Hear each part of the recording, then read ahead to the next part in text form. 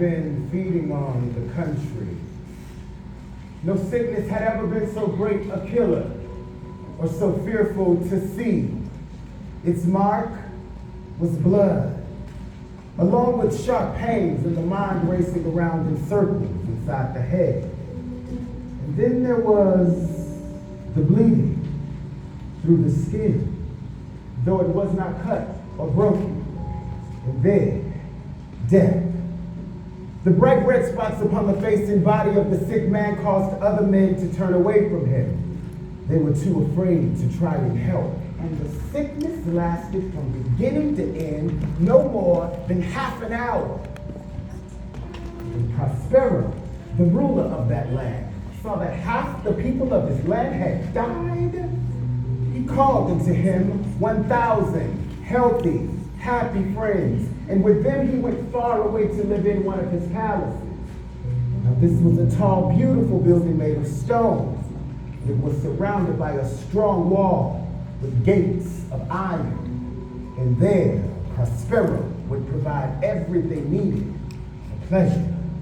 There was music, there was dancing. They had food to eat and cocktails to drink.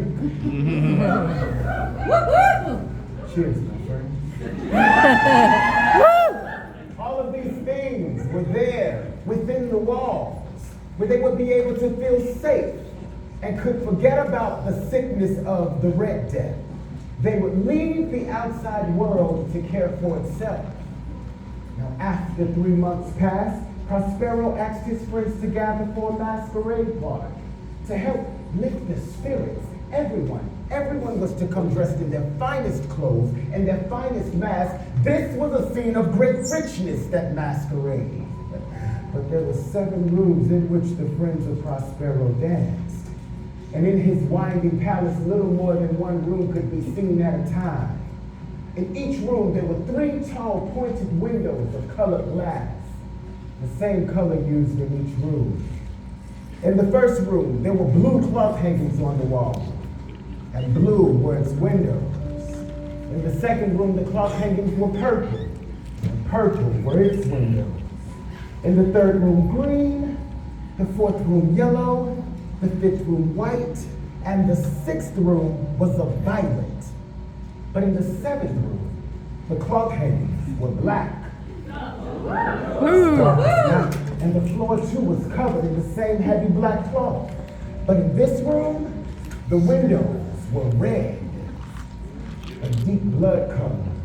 Now each room cast a strange light indeed as it colored the faces of the dancers inside, so much so that very few dared to enter the red room because of the awfully familiar sight of red death that it bore. The red room. In the corner of the room there stood a tall black clock of wood that gently marked the seconds as they passed. And at the top of each hour, it spoke with a deep, loud, beautiful tone. As beautiful as music, but so strange that the dancing and the music would stop. And the few masqueraders standing inside would stand still and listen to it speak. But nevertheless, this was a beautiful masquerade party, as the dancers moved gently through the rooms throughout the night.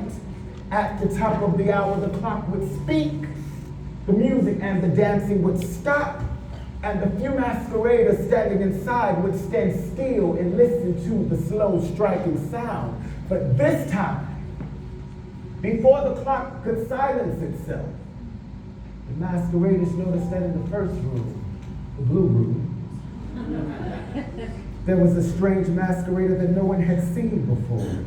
And as they began to whisper about him amongst themselves, a feeling of surprise spread through the room. Then, sickening terror. Now in a group such as this, only a strange masquerader could have caused such a feeling. He was tall, and he was very thin, and he was dressed from head to foot like a dead man ready for the grave. And his face looked like that of a dead man too, so much so the nearest eye could not tell the difference. And all of this would have been fine and well, except the strange masquerader whom no one knew had dressed himself like the Red Death itself. His clothes were covered in spots of blood, and the mask covering his face was covered in red spots, or perhaps it was indeed his face. When Prospero came to the blue room and he looked upon the stranger, he cried, "Who dares? Take him, seize him, pull off his mask so we may know whom to hang at sunrise." Many of the dancers came rushing into the room and they went to grab hold of the masquerader. But when they looked upon him, they stopped in fear. They were afraid. And the stranger made his way through the rooms with a slow, measured step, from the blue room to the purple room, from the purple room into the green room, from the green room into the yellow room, from the yellow room into the white room, from the white room and into the violet. And no one dared to go after him except Prospero. Prospero chased after the stranger with a sharp knife and he went to strike him.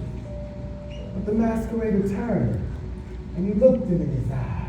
And then there came a great cry, and the shining knife fell on the black floor, covered in blood. And then Prospero fell dead.